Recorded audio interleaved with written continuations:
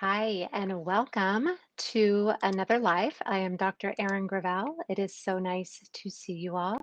I'm here to talk today about the idea of what you resist persists. And it's a very interesting idea because a lot of times what we have been told in our lives is that we need to um, not think about things that make us unhappy or try to forget negative experiences, or if we're having a hard time, we should just get over it and move on. And actually, what happens is when you try to forget something that's happening or you have something that's bothering you and you actually do not try to work through it and focus on it and think about it, you use more energy by trying to resist it. And so, in trying to resist what's happening that you're having a hard time with, you actually create more energy around it, more negative energy around it, and it becomes harder and harder for you to overcome it because you're putting all of your energy into forgetting about it or setting it aside rather than dealing with it.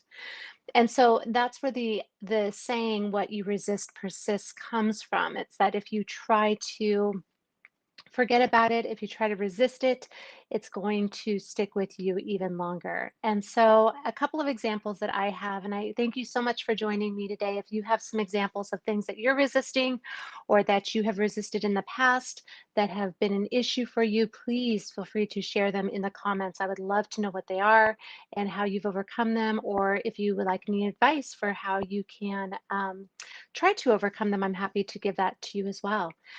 So one example would be, say you have a friend and that friend is always late. And so this is a friend you really enjoy spending time with, but over time you've noticed, okay, this friend is always late when I do something with them. And it really, really bothers me that they're late.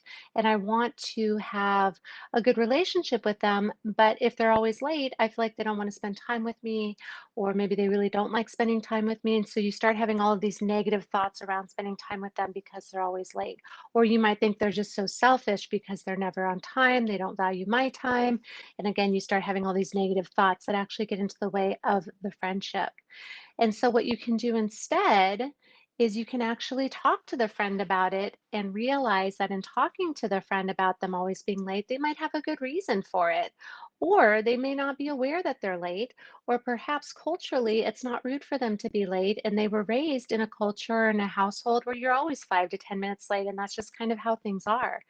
So until you talk to them, you have no way of knowing the reasons for them being late. And what you do is you internalize it and you think about it. And you may not think about it all the time, but when you start thinking, oh, I want to do something with so and so, there's that little thing in your head that goes, oh, but she's always late. I don't know if I want to do something with her. And it starts getting into the way of your friendship. And even if you still make plans with that person, if you're really irritated or upset that they're always late, when you're sitting there waiting for them, you start having those negative feelings. They show up. They can tell you're upset about something. They may not know what you're upset about because you're not talking to them about it. And then that brings that energy into the friendship. And then they're making all of these assumptions about why you're upset with them too. So you can see how really trying to resist your feelings on something as simple as a friend that's always late can actually create issues in the friendship just because you haven't had a conversation about it with the person. Or if you don't want to have a conversation about it with the person, you can also do the work on on yourself and your thoughts about being late. You can question, why does it bother me that they're late? What does that mean to me? Do I think that that means the same thing to them? Knowing what I know about them, do I really think that they're meaning to be inconsiderate, to not respect my time, or whatever thoughts you have around that? So, another thing that a lot of us can resist that persists is how we show up in relationships. And so this can be, again, in friendships, it can be in intimate relationships.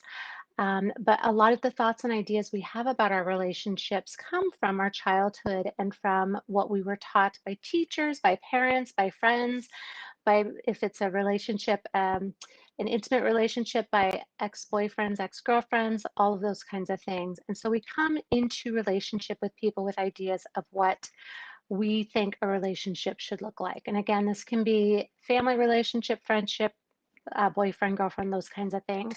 But we come in with an idea of what it should look like. And the other person enters in the relationship with us with their own ideas and their own past and their own assumptions about what a relationship should look like. And so, what very often happens is people will resist either getting into a relationship because they have some issues around communication, about commitment, about being vulnerable. They don't want to be vulnerable. So, the best way not to be vulnerable is not to get too close to somebody in a relationship. But as you can imagine, if you're not getting into a relationship because you don't want to work on your ability to be vulnerable with somebody, you're not growing. You're just hiding from it and continuing to keep yourself from these amazing experiences in life because, again, you're resisting something that really you need to work on so that you're able to move forward in your life, learn the lesson, and continue to better yourself. So, all of these situations that we come in contact with in our lives where there is that resistance in us, where it's that feeling of, oh, I just don't want to do it, or this really irritates me, it's usually a feeling that we think of as negative. Like, no one wants to feel bad. We always want to feel good all of the time. That's not possible. There's just no way you can feel good all of the time, unfortunately. It just doesn't happen.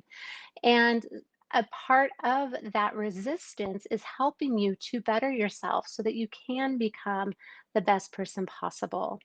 And we can expand ourselves and our lives by doing the things that we resist because the lessons that we need to learn to continue to grow as people is actually in that resistance. The things that we resist the most are actually the things we need to do the most. They're the most important things that we can do so that we can better ourselves and further ourselves and continue to expand and become the best version of ourselves possible, which is really at the heart of why we are here and why we are interacting and having relationships and just being here as people. We're trying to better ourselves and better who we are and continue to evolve into the best versions of ourselves.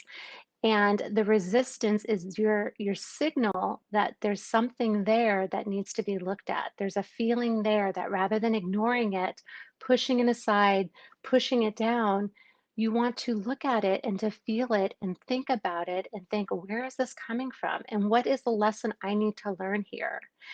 And it takes time. It'll take time sometimes that it'll take you some time to work on those feelings, especially if you haven't felt feelings for a long time and you're so used to resisting uncomfortable feelings. Just sitting with them is part of learning to persist through what you normally resist. So just sitting with your feelings, just feeling them, thinking about them, journaling is a great way to start working with the things that you've been resisting for a long period of time because you're getting it all out on paper. And when you get everything out of your what we call a monkey brain, all the different thoughts that are all in your brain and moving around and just kind of running wild, running amok in your brain, you get them on paper, things become much clearer to you, and you can start creating a plan for yourself for how you are going to start working on the things that you've been resisting. So, that is my message for today. I hope that you have a wonderful, wonderful weekend. I'm so glad it's Friday. I'm definitely ready for a weekend. Thank you so much for joining me. I hope that this has helped you and that you'll think about some of the things that you've been resisting and how you can stop resisting them because you know that the more you resist them, the bigger they're going to grow, and that you'll start thinking and feeling about those things and start working through those things so that you can focus your energy on continuing to grow, continuing to overcome those obstacles, and not putting so much energy on resisting the things that you really do need to come up against to become the best version of yourself. So thank you again for joining me. I will have a blog out on this very topic tomorrow with more detailed information. So please look for that on my Facebook site or on my website, wholelifeliving.com. And I hope you have a wonderful weekend. Thank you.